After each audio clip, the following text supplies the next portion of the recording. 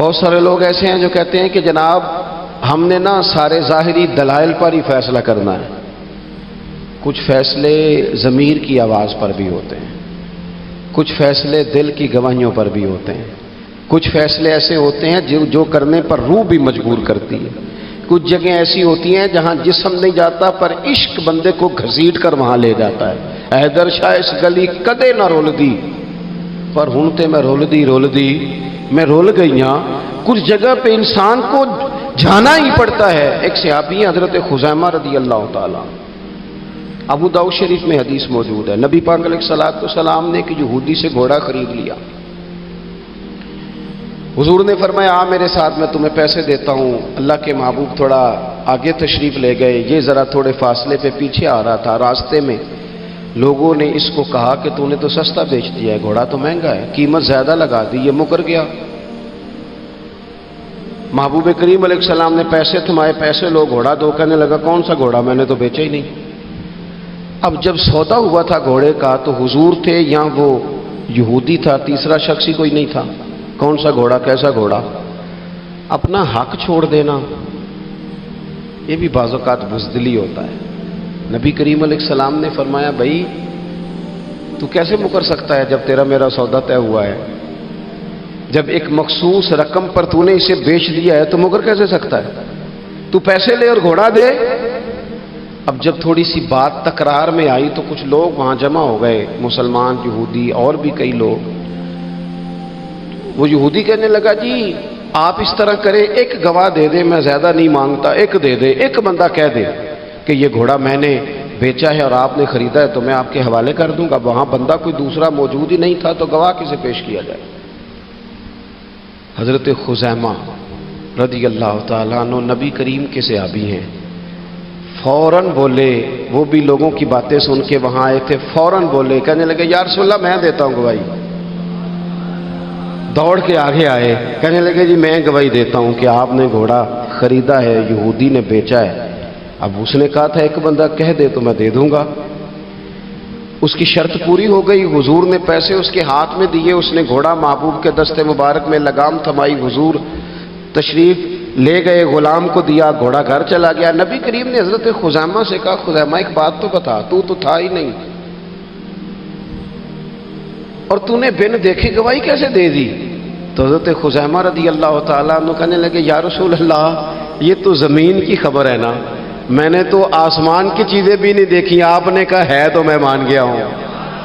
تو میں تو آسمانی خبریں مان گیا، میں تو جنت آپ کے کہنے پہ مان گیا، میں تو دوزخ آپ کے کہنے پہ مان گیا، میں تو فرشتے آپ کے کہنے پہ مان گیا، میں تو قیامت کی ساری باتیں آپ کے کہنے پہ مان گیا.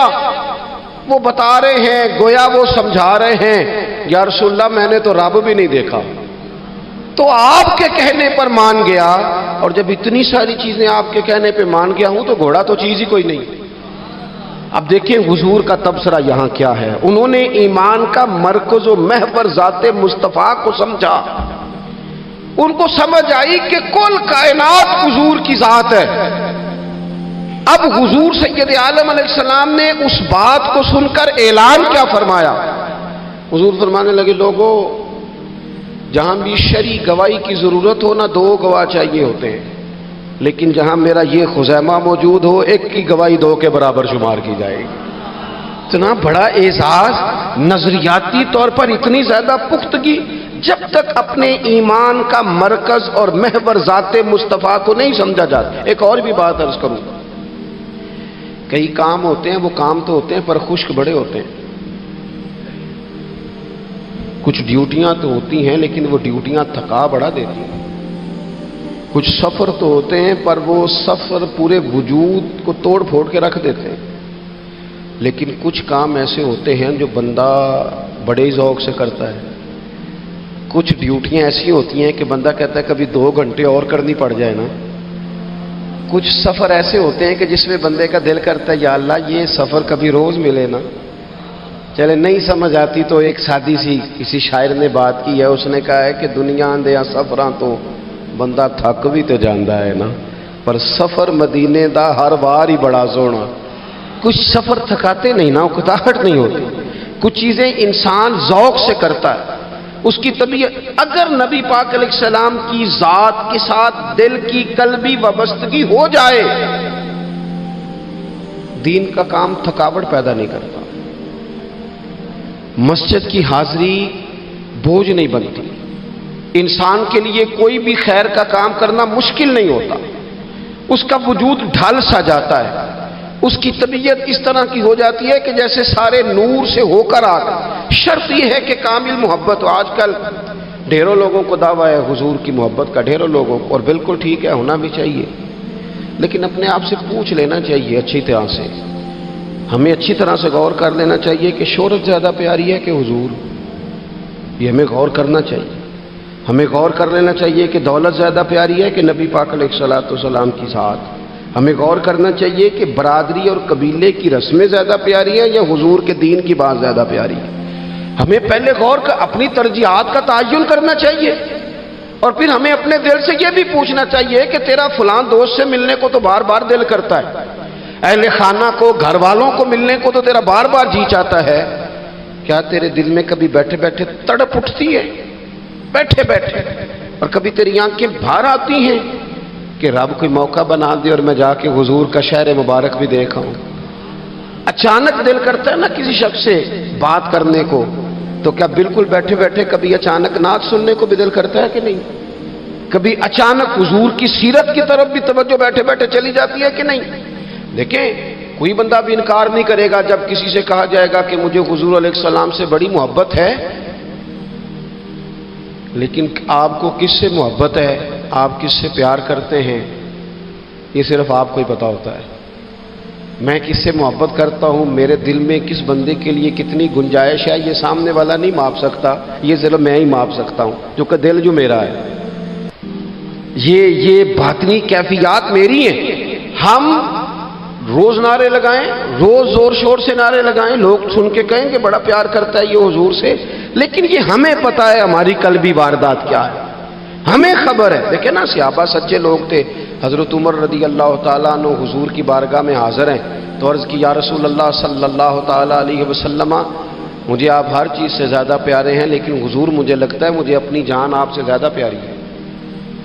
سچ بولنا ہے نا، نیرا دعویٰ نہیں کرنا، بات کو کھول کر بیان کر کے واضح کر کے بیان کرنا۔ یا رسول اللہ صلی اللہ تعالیٰ علیہ وسلم، مجھے محسوس ہوتا ہے مجھے اپنی جان آپ سے زیادہ پیاری ہے، تو حضور نے ان کے دل پر ہاتھ رکھ کے فرمایا عمر ابھی ایمان نہیں مکمل ہوا۔ تو حضور کے دست پاک کا فیض آیا کہ حضرت عمر اسی وقت بول پڑے، عرض کرنے لگے حضور آپ حکم کریں، میں جان بھی قربان کرنے کو تیار ہوں۔ اپنے آپ سے بات کریں، اپنے اوپر تھوڑی توجہ دیں، دوسروں کو تبلیغ کرتے، دوسروں کو واعظ کرتے، دوسروں کو نصیحت کرتے، دوسروں کو سمجھاتے تو بڑا وقت گزر گیا۔ اب تھوڑا سا نا اعلیٰ حضرت رحمۃ اللہ علیہ سے لوگوں نے کہا واعظ کہیں، تو فرمانے لگے ابھی تو میں اپنے نفس کو نہیں واعظ کہہ سکا، اپنے آپ سے میں ابھی گفتگو نہیں کر سکا، تقریر نہیں کر سکا، تو لوگوں کو کیا واعظ کروں گا۔ ہم تھوڑا سا نا اپنے اوپر توجہ دیں، حضور کی محبت کا جو ذوق صحابہ کے ہاں ہے، آج بڑے سارے لوگ نہیں ہیں جو بچ بچ کے بات کرتے ہیں، بچ بچ کے۔ میں تو اپنے زمانے میں دیکھتا ہوں کہ سیاسی لیڈروں کے نعرے لگاتے وقت لوگوں کو کوئی کسی قسم کی آر محسوس نہیں ہوتی۔ وہ گاڑی جو کبھی کسی غریب کے ہاسپٹل جانے کے کام نہیں آئی، سیاسی لیڈر کا جلسہ ہو تو وہ بھی گاڑی اندر سے نکل آتی ہے، اور اس پر 10 بندے چڑھ جائیں تو ٹوٹنے کا بھی کوئی خطرہ محسوس نہیں ہوتا۔ لیکن وہ لوگ جو اتنا تگڑا کر کے اپنے لیڈر کا نعرہ لگا رہے تھے، انہیں چاہیے تو نا کہ اس سے کئی 100 گنا بڑھ کے ان کی زبانوں پہ حضور کے تذکرے جاری ہوتے، اور ان کی زبانیں پوری طرح تر ہوتی درود و سلام سے۔ لیکن آپ دیکھ لیں ہم اپنی اپنی فیلڈ میں، اپنے اپنے معاملات میں کتنے زیادہ مضبوط ہیں اور کتنے زیادہ آگے ہیں، لیکن ذات رسالت معاب کے معاملے میں ہمیں وہ جوش، وہ محبت جس کا ہم اظہار کرتے ہیں، ہمیں اسے کیفیات میں لانا چاہیے۔ اور کچھ لوگ ایسے بھی ہیں جو اس معاملے میں بھی بڑے سنجیدہ ہو کے رہنا پسند کرتے ہیں، وہ کہتے ہیں نہیں جی نہیں، اب میں جلوس میں جاؤں، اور میں حیران ہوتا ہوں جو قوم روز کوئی نہ کوئی جلوس نکالتی ہے، وہ نبی پاک کا جلوس آتا ہے تو وہ شرعی دلائل پوچھنے شروع کر دیتی ہے کہ بھئی اس پر کوئی دلیل ہے؟ تو میں نے کہا یہ جو روز نکلتے ہیں ان پر دلیلیں ہیں؟ کبھی کسی نے سوال نہیں کیا، کبھی کسی شخص نے کوئی بات نہیں کی، اور یہاں لوگ دلائل کی دنیا میں اتر آتے۔ وارفتگی، شوق، حضور کی جو مرکزی حیثیت ہے دین میں، نبی پاک کے ساتھ قلبی رشتہ، مضبوط وارفتگی۔ عروہ بن مسعود ثقفی کفر کی طرف سے نہ سفیر بن کے آئے تھے حدیبیہ میں، تو جب کوئی بندہ کسی کا سفیر بن کے آتا ہے تو وہ اس کی پوری ترجمانی بھی کرتا ہے، پورے نمائندے بن کے آئے تھے۔ یہاں کچھ وقت انہوں نے حضور کے صحابہ کے ساتھ گزارا اور واپس گئے، تو جا کے کہنے لگے لوگوں میں سفیر آدمی ہوں، میں نے کافی ساری دنیا دیکھی ہے۔ سفیر جو ہوتے ہیں نا مختلف ممالک میں تعینات، وہ مختلف تہذیبوں کو دیکھتے ہیں، مختلف حکومتوں کو دیکھتے ہیں، مختلف نظریات کا مطالعہ کرتے ہیں۔ کہنے لگے میں مختلف قسم کے لوگوں کو دیکھ کے آیا ہوں، کیسر و کسریٰ کے بڑے بڑے دربار میں نے دیکھے، اور عرب کے اندر کچھ ایسے لوگ بھی تھے اس دنیا میں کہ جو اپنے آپ کو سجدہ کرواتے تھے، معاذ اللہ۔ کہا میں نے بڑے بڑے دربار دیکھے ہیں، لیکن میں عجیب رنگ دیکھ کے آیا ہوں رسول پاک کے غلاموں کا حضور کے ساتھ۔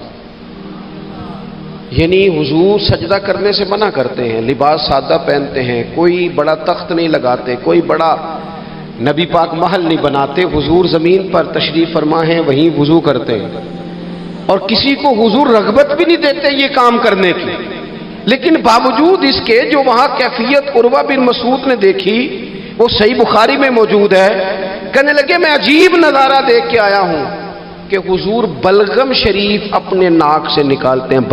بلغم ماں بڑا پیار کرتی ہے نا بچے سے، تو اس کی ناک سے یا گلے سے کبھی بلغم نکل آئے تو اماں نا ایسے ایسے ادھر منہ کر کے پھینکتی ہے، ایسے کر کے پھینکتی ہے، کبھی نکالنی بھی پڑ جائے۔ صحیح کہہ رہا ہوں میں؟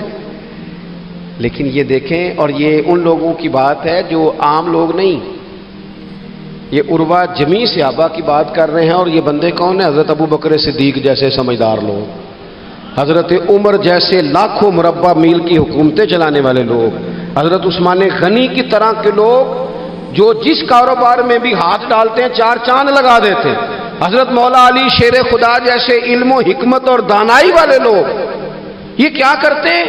عروہ کہنے لگے کہ نبی پاک کے ناک مبارک سے بلغم نکلتی ہے تو اپنے چہروں پہ مل لیتے ہیں یار، اور یہ صحیح بخاری میں موجود ہے، وہ اپنے جسموں پہ ملتے ہیں۔ اور کہنے لگے جب وہ وضو کرتے ہیں نا حضور، تو وہ جو وضو کا بچا ہوا پانی ہے اس کے لیے ان کے جذبات اس طرح کے ہیں کہ لگتا ہے وہ لڑ پڑیں گے آپس میں، وہ لڑیں گے کہ یہ قطرہ مجھے چاہیے، یہ حضور کے مقدس جسم سے لگا ہوا ہے۔ اور میرے امام کو تو پھر بات کہنی آتی ہے نا، اعلیٰ حضرت فرماتے ہیں جو حضور کے قدموں سے لگ کے دھومن بن جائے نا وہ تو آب حیات ہوتا ہے، وہ پی لینے والے تو مرتے ہی نہیں، وہ لوگ تو باطنی طور پر ہمیشہ زندہ رہتے ہیں۔ کہتے ہیں جس کے قدموں کا دھوون ہے آب حیات ہے وہ جانے مسیحا ہمارا نبی، اور جس کی دو بوند ہیں کوثر و سلسبیل ہے وہ رحمت کا دریا ہمارا نبی۔ عروہ کہنے لگا وہ تو لڑ پڑیں گے۔ اور تیسرا عروہ کہنے لگا میں نے عجیب منظر وہاں دیکھا ہے کہ حضور کوئی حکم کرتے ہیں تو ہر بندہ پہل کرتا ہے، جلدی کرتا ہے حکم ماننے، تیزی دکھاتا ہے۔ اور تیسرا میں نے یہ دیکھا ہے جب حضور گفتگو کرتے ہیں تو ان پر اس طرح کا رعب طاری ہوتا ہے کہ وہ تو نظر بھر کے حضور کا چہرہ بھی نہیں دیکھتے۔ کہنے لگا یہ کیفیات میں ان لوگوں کے دیکھ کے آیا ہوں جو اپنے حبیب سے اتنی محبت کرتے ہیں، وہ کبھی بھی حضور کے دین کا جھنڈا نیچے نہیں آنے دیں گے، وہ کبھی بھی کسی کفر کی نفاق کی سازش کو آگے نہیں بڑھنے دیں گے۔ تو کافر تو کل بھی اس بات کا اظہار کر رہا تھا کہ ہمیں جو ڈر لگتا ہے مسلمانوں سے وہ اس بات سے لگتا ہے یہ اپنے نبی کے ساتھ بڑے جڑے ہوئے، ان کا رشتہ حضور کے ساتھ بڑا مضبوط، اور امت سوال جواب کر رہی ہے، امت ترازو لے کے بیٹھی ہے کہ اتنا علم تھا معاذ اللہ اور اتنا نہیں تھا، یہ کر سکتے تھے اور یہ نہیں کر سکتے، ان کو یہ کہنا چاہیے اور یہ نہیں کہنا چاہیے۔ بھئی یہ تو ہمارے بزرگ پرانا فیصلہ کر گئے، وہ کہتے ہیں بعد از خدا بزرگ توئی قصہ مختصر، اور حضور رب کے بعد سب سے بڑے ہیں، یہی مختصر قصہ ہے۔ تو حضور سید عالم کے ساتھ جو قلبی وابستگی ہے، نبی کریم علیہ السلام نا مدینہ شریف میں جب ہجرت کر کے تشریف لے گئے تھے تو حضرت ابو ایوب انصاری رضی اللہ تعالیٰ عنہ کے گھر میں حضور نے قیام فرمایا تھا، ہمارے پاس بہت ساری چیزیں ایسی ہوتی ہیں جن کی طلب بڑی ہوتی ہے، لیکن جب وہ حاصل ہو جاتی ہیں پھر ان کی طلب نہیں رہتی۔ ایک چیز آپ کے پاس ہمیشہ رہنے لگ جاتی ہے، پھر اس کے ادب آداب زیادہ نہیں رہتے۔ یہ ایک مزاج ہے عام آدمی۔ چلے میں اپنی بات بتاتا ہوں آپ کو۔ عام آدمی جو ہوتا ہے نا، وہ قرآن شریف کے غلاف کو بھی چومتا ہے، پھر قرآن پاک کو بھی چومتا ہے، پھر وہ بڑے احترام سے کھول کے رکھتا ہے۔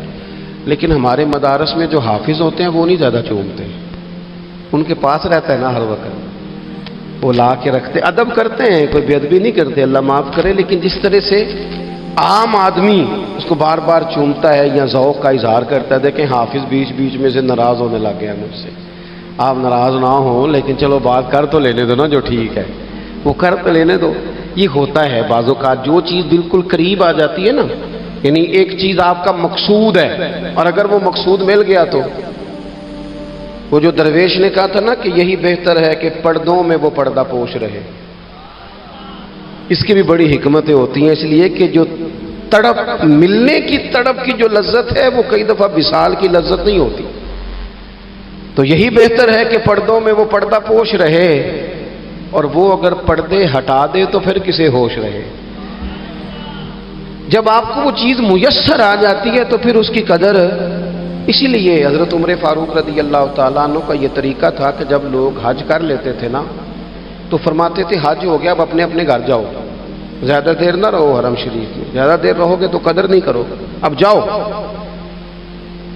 بڑی دلچسپ ہوتی ہیں بے ترتیب ملاقاتیں، کبھی کبھی ملنے میں ذوق زیادہ ہوتا ہے، لطف زیادہ ہوتا ہے، طمانینت زیادہ ہوتی ہے۔ حضرت ابو ایوب انصاری کہتے ہیں مجھے مقصود مل گیا، کرم ہو گیا، میں منتظر تھی، میری روح، میری نظر کے حضور میرے گھر تشریف لائیں، حضور آ گئے، کرم ہو گیا، رحمت ہو گئی۔ اب ایسا نہیں ہے کہ ان لوگوں کو مقصود مل گیا ہے تو بس بات ختم ہو گئی، اب وہ سمجھ گئے کہ میرے تو گھر آ گئے تو میرے لیے تو ساری بات ہی کھل گئی ہے۔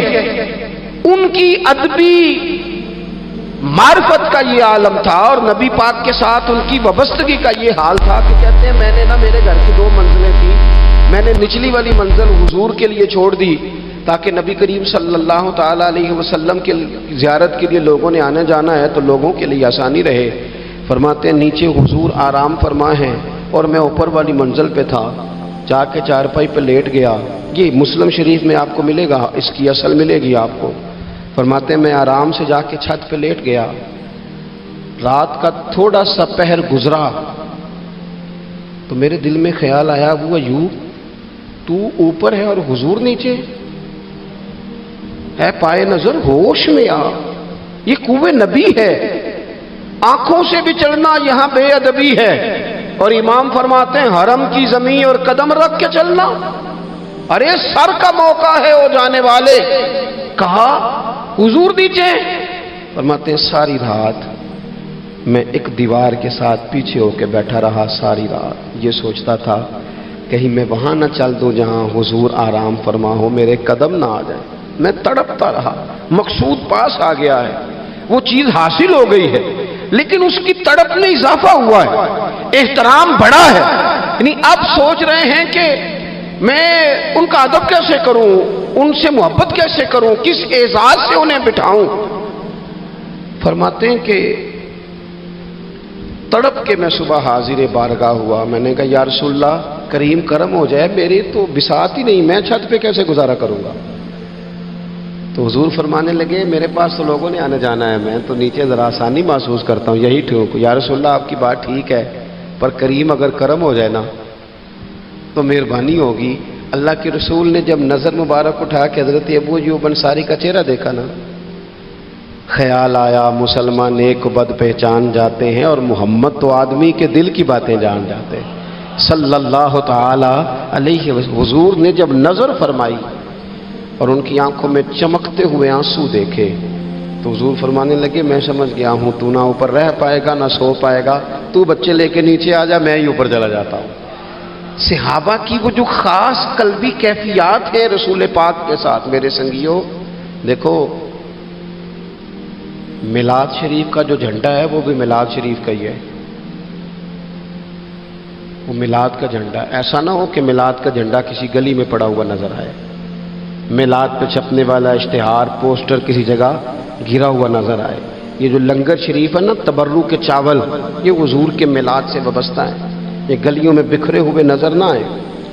اس طرح کی کیفیات نہ ہو کہ محسوس ہو کہ جناب یہ تو احترام والے لوگ ہیں، یہ لوگ تو حضور کی محبت کی بات کرتے ہیں۔ محبوب کی نسبتوں کا احترام بھی محبت ہی کا ایک پہلو ہوتا ہے، خاص بارفتگی نبی پاک کی ذات کے ساتھ خاص۔ اور پھر ان لوگوں نے نا ان چیزوں کو بھی چھیڑا جن کی شریعت میں گنجائش تھی۔ شریعت کے دو حکم ہیں، ایک عزیمت ہے، ایک رخصت ہے۔ ایک یہ ہے کہ اگر حالات بڑے سخت ہیں، بڑے گڑبڑ ہیں، تو آپ تھوڑی دیر کے لیے سائڈ پہ ہو جائیں، رخصت ہے، اجازت ہے۔ اور ایک یہ ہے کہ آپ ڈٹ جائیں نا حالات کے سامنے، پھر اللہ مددگار ہے۔ ایک یہ ہے کہ گنجائش ہے، گنجائش ہے، اور ایک یہ ہے کہ دل نہیں میرا مانتا، میں گنجائش کا کیا کروں، میری طبیعت نہیں مانتی۔ چلیں ایک بات اور کھول دیتے، ایک ہوتا ہے حکم، ایک ہوتی ہے رضا، ان دونوں میں فرق ہوتا ہے۔ وہ جی میں نے حضرت صاحب سے کہا جی مجھے اجازت ہے میں جاؤں، انہوں نے کہا جاؤ میں چھٹی لے کے آیا ہوں۔ بھائی آپ نے چھٹی مانگی تھی، حضرت نے دے دی، استاد جی نے دے دی، یہ تو حکم ہے، لیکن تمہیں بھانپنا چاہیے تھا نا ان کی مرضی کیا ہے، ان کی رضا کیا ہے۔ رضا تو اس طرح کی ہوتی ہے کہ مکتب عشق کا دستور نرالا دیکھا، اس کو چھٹی نہ ملی جس نے سبق یاد کیا۔ میرا ایک دیہاتی ماحول سے تعلق ہے، ہمارے سرکاری اسکولوں میں نا ایک مانیٹر بنا دیتے تھے، جو بچہ لائق ہوتا تھا نا وہ وہ مانیٹر بن جاتا تھا، حالانکہ لائق ہوتا تھا، سیاںا ہوتا تھا، لیکن مانیٹر بن کے نا اس کی ذمہ داری بڑھ جاتی تھی، پھر اس کو کنجیاں مل جاتی تھی، اسی نے سب سے پہلے آنا ہے، اس نے سب سے بعد میں جانا ہے، ہر چیز اس کے سپرد۔ پیار جو زیادہ کریں ان کی ذمہ داریاں بھی زیادہ ہوتی ہیں۔ یہ کیا بات ہوئی کہ میری محبت زیادہ ہے تو میں مسجد میں غیر حاضر ہوں، میں حضور کا میلاد شریف زیادہ مناتا ہوں تو میں نے سنت شریعت کو اپنایا ہی نہیں۔ محبت مجھے حضور سے زیادہ ہے، لیکن حضور نے جو حقوق العباد ادا کرنے کا سبق پڑھایا ہے اس پر میری توجہ ہی نہیں۔ بھئی اگر آپ کا پیار زیادہ ہے تو پھر آپ کی ذمہ داری بھی زیادہ ہے، پھر آپ کو زیادہ حساس ہونا چاہیے۔ نبی کریم صلی اللہ تعالی علیہ وسلم نے ایک قانون دیا ہے کہ لا یکلف اللہ نفسا الا وسعها۔ رب فرماتا ہے جو بوجھ کوئی اٹھا نہ سکے ہم اس پر وہ بوجھ نہیں ڈالتے۔ اللہ کے راستے میں آپ نے خرچ کرنا ہے تو اگر آپ کی جیب اجازت دیتی ہے تو خرچ کریں، نہیں دیتی تو نہ کریں۔ شریعت اسلامیہ نفلی صدقات کے معاملے میں انسان کو مجبور نہیں کرتی۔ اسی طرح محبت کا معاملہ ہے، خدمت کا معاملہ ہے، لیکن صحابہ بعض وہ کام بھی کرتے تھے جو شرعی طور پر ان پر ضروری نہیں تھے، اور جب کرتے تھے تو کیوں کرتے تھے؟ محبت مجبور کرتی تھی، پیار مجبور کرتا تھا۔ طبرانی میں موجود ہے، اللہ کے حبیب علیہ الصلوۃ والسلام کو اچانک ایک صحابی نے دیکھا اور فوراً عرض کرنے لگے یا رسول اللہ میرے ماں باپ قربان ہو، چہرے پر نکاہت بڑی ہے، کمزوری ہے، کیا وجہ ہوگی؟ تو حضور نے ایک ٹھنڈی آہ بھری اور فرمایا میں نے کئی دنوں سے کھانا نہیں کھایا، کھجور اور پانی پر گزارا ہے۔ میٹھا کھانا بھی سنت ہے لیکن فاقہ کرنا بھی سنت ہے۔ اپنی مرضی کی سنت ادا کر لینا یہ تو بڑا آسان کام ہے، لیکن میرے بھائی شریعت اسلامیہ میں جو چیز غالب رہی ہے اس پر بھی کبھی کبھی ذوق کرے۔ اور پھر حضور کا جو فقر ہے اختیاری ہے، نبی پاک نے مانگ کے غریبی لی ہے اللہ تعالیٰ سے کہ یا اللہ ایک وقت روٹی دے ایک وقت فاقہ دے۔ تو نبی کریم علیہ السلام نے فرمایا کہ میں نے کھانا نہیں کھایا، کھجور پانی پہ گزارا ہے کئی دنوں سے۔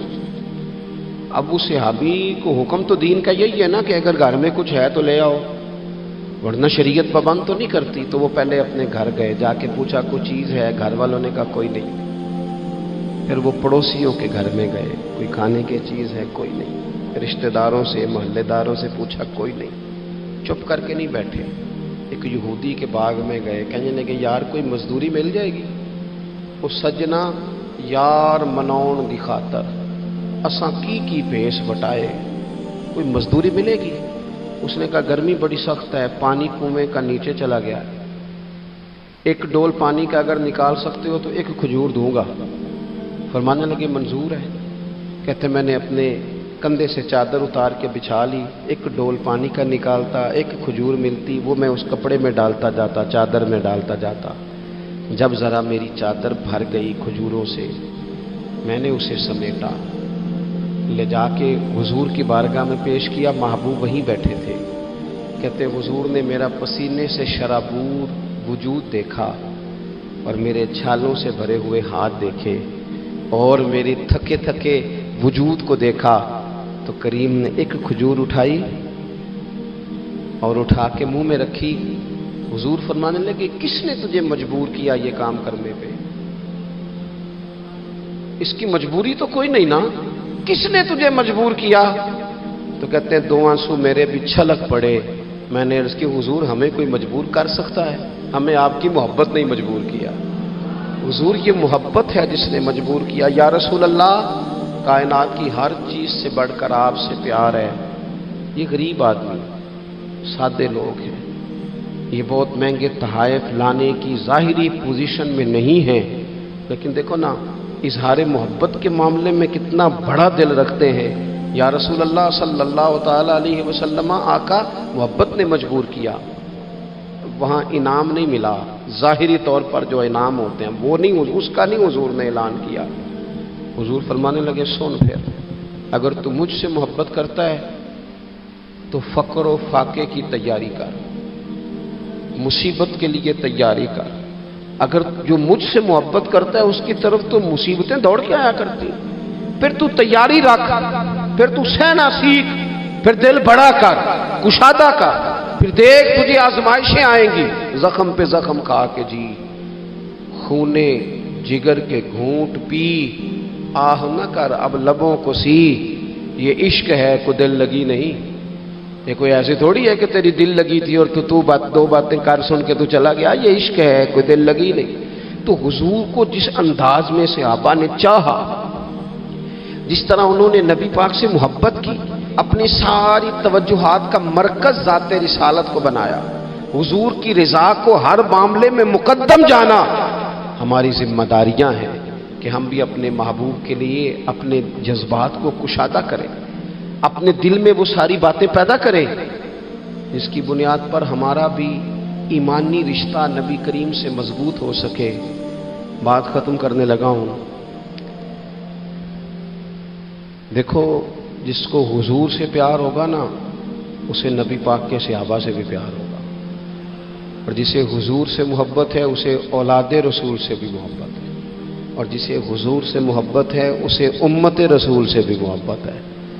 میں اور آپ بڑے آرام سے اپنے اپنے گھروں میں بیٹھے، لیکن 2 مہینے ہونے کو ہیں، سیلاب والے اپنی بیٹیاں لے کے جھونپڑیوں میں بیٹھے سڑکوں میں۔ 4 دن خبریں زیادہ تھیں اخبارات میں، تو ہمیں بھی تھوڑا احساس زیادہ تھا، کیونکہ اب خبریں مدھم ہو گئی ہیں تو ہماری طبیعتیں بھی مدھم ہو گئی ہیں۔ ہم تو چلتے ہیں کہ آج کل ٹرینڈ کیا ہے، وائرل کیا چیز ہے، اس کے مطابق ہم بھی اپنا ٹرینڈ چینج کر لیتے ہیں۔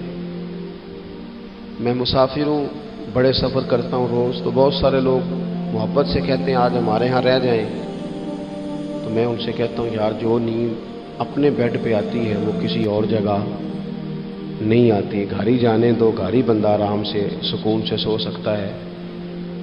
کسی کا بڑا بہترین گھر بھی ہو تو جب کسی کے گھر نیند نہیں آتی، بچے نہیں سوتے، اپنے گھر جانا ہے، تو مجھے بتاؤ جو بیچارے جھونپڑیوں میں آ کے بیٹھ گئے ان کے لیے کتنی مشکل بات ہے، خیموں میں بیٹھے۔ لیکن کیا کریں، اس وقت جتنی سیاسی جماعتیں ہیں نا ملک میں، سب حکومت میں ہیں، کسی کی پنجاب میں حکومت ہے، کسی کی مرکز میں ہے، کسی کی کہیں ہے۔ چاہیے تھا نا یہ سارے وسائل استعمال کرتے اور ان لوگوں کی خدمت میں پہنچتے۔ ہمیں اپنے دل کشادہ کرنے چاہیے حضور کی امت کے لیے۔